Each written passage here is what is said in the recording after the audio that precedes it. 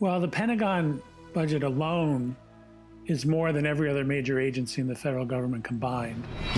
And just one company, Lockheed Martin, gets $75 billion a year in Pentagon contracts, which is more than 1.5 times the State Department and the Agency for International Development combined. If you care about education, you care about environmental protection, you care about jobs, you care about housing, all those things are being squeezed. This huge Pentagon budget is not being driven by a careful consideration of what we need to protect us.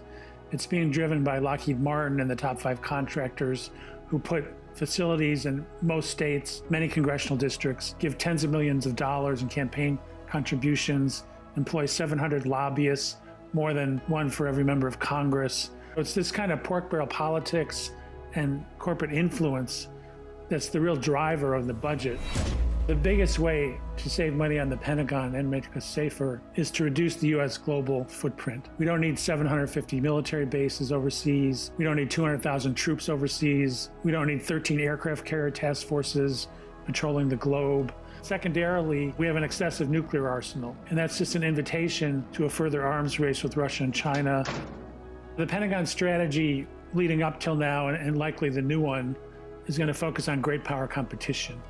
The United States already spends 3 times what China spends on its military, 10 times what Russia spends. But one thing we know for sure is threat inflation over China is going to be a huge moneymaker for the major weapons contractors. As it is now, we have a military-industrial policy that doesn't exist for any other sector of the economy. But if we had a policy of actually addressing the most urgent threats that we face, like climate change, like pandemics, like economic inequality, not only would we be serving people's needs and making us more secure, but there'd be more jobs. We need a whole shift in how we organize government spending, how we organize our resources if we want to break through that constant cycle of military buildup. And the public needs to make a lot more noise about this. I think, in many respects, we're getting our pockets picked in the name of security when actually it's going to the CEOs of these companies and their bottom lines.